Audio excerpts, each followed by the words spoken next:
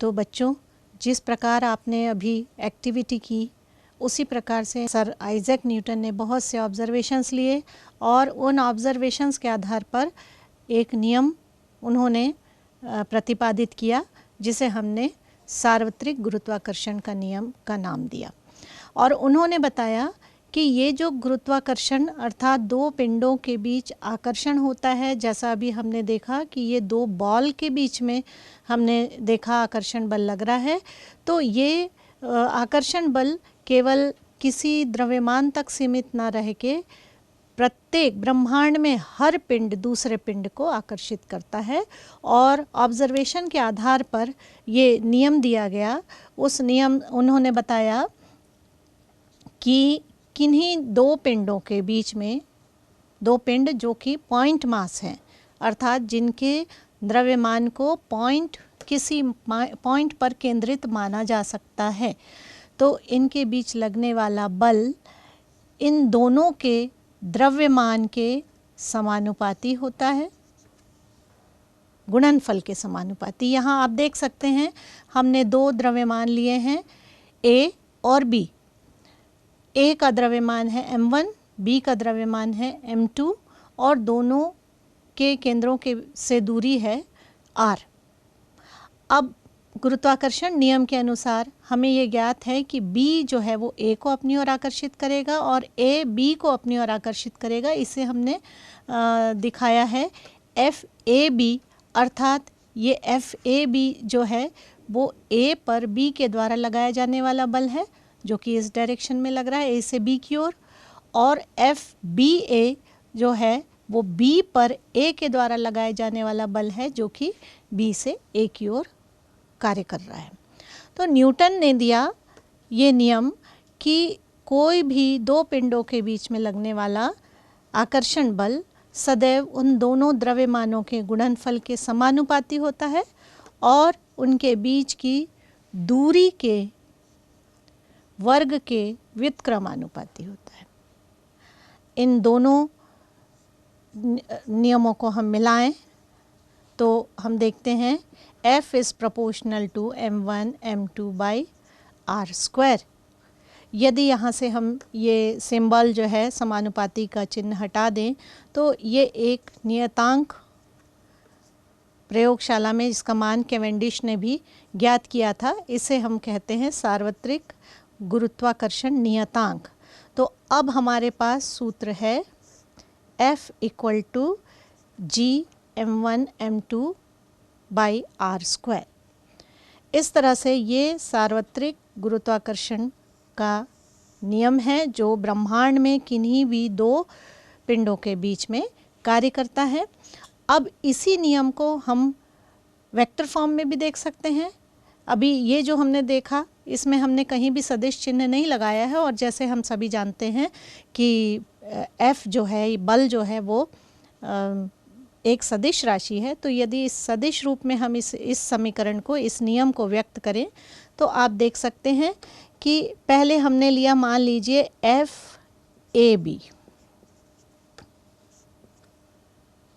FAB अर्थात A पर B के द्वारा लगाया जाने वाला बल। हम FAB को लिख सकते हैं G m1 m2 by r square, r AB का स्क्वायर। अभी ये एक स्केलर क्वांटिटी है तो इसमें एक हमें इसको वेक्टर बनाने के लिए हमें एक यूनिट वेक्टर लगाना पड़ेगा और वो है RAB, अर्थात A से B की डायरेक्शन में लगने वाला यूनिट वेक्टर। इसे हम और अधिक विस्तृत रूप में लिख सकते हैं G m1 m2। जैसा हम जानते हैं कि यूनिट वेक्टर को हम लिख सकते हैं RAB upon vector RAB upon modulus RAB, और ये है वेक्टर RAB का स्क्वायर जो कि एक अदिश राशि होता है। इस तरह से हमने देखा कि FAB का रूप हो गया G M1 M2 upon vector RAB का क्यूब और यहाँ पे वेक्टर RAB। ये सदिश रूप है गुरुत्वाकर्षण नियम का। इसी तरह से हम ज्ञात कर सकते हैं B पर A के द्वारा लगाए जाने वाला बल। अब चूंकि हम देख रहे हैं B पर A के द्वारा लगाए जाने वाला बल दूसरे दिशा में है, तो यहाँ पर ये जो वेक्टर हमने यूनिट वेक्टर लिया था RAB, ये माइनस में हो जाएगा। तब हम देख सकते हैं ये समीकरण का रूप हो जाएगा G M1 M2 upon RAB, vector RAB का क्यूब और वेक्टर RAB। तो इस प्रकार से इन दोनों इक्वेशंस से हम देख सकते हैं कि FAB equal to minus FBA।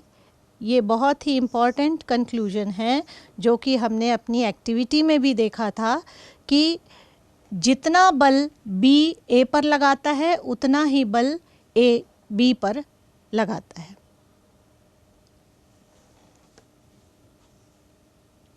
तो अभी हमने देखा F equal to scalar form में ही हम देख सकते हैं G M1 M2 by R square, जहाँ पे G की वैल्यू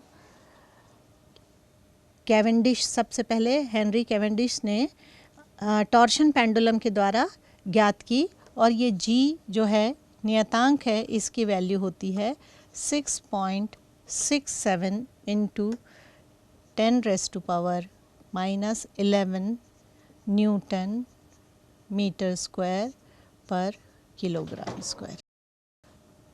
हेनरी कैवेंडिश ने इस G की वैल्यू प्रयोगशाला में टॉर्शन पेंडुलम की सहायता से ज्ञात की, और इसका मान उन्होंने जो ज्ञात किया है वो है 6.67 इंटू 10⁻⁻11 न्यूटन मीटर स्क्वायर पर किलोग्राम स्क्वायर।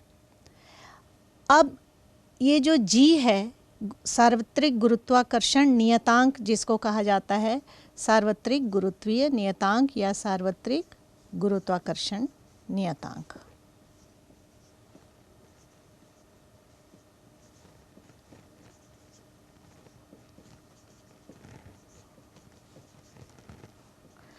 इस G को परिभाषित करने के लिए मान लीजिए F इक्वल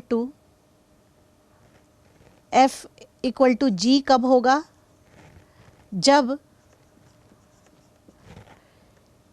M1 और M2 दोनों यदि बराबर हैं और दोनों इकाई द्रव्यमान हैं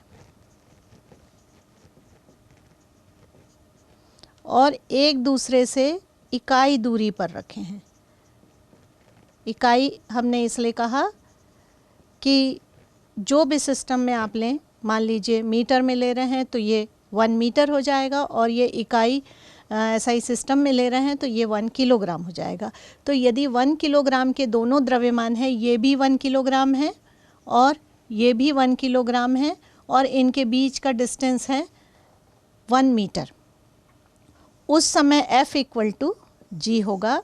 इसको हम शब्दों में कहें तो हम G की परिभाषा दे सकते हैं, G अर्थात सार्वत्रिक गुरुत्वाकर्षण नियतांक। अब ये G की परिभाषा क्या होगी कि सार्वत्रिक गुरुत्वाकर्षण नियतांक उस आकर्षण बल के आंकिक मान के तुल्य होता है जिसे इकाई दूरी पर स्थित 2 इकाई द्रव्यमान के पिंड एक दूसरे के ऊपर आरोपित करते हैं।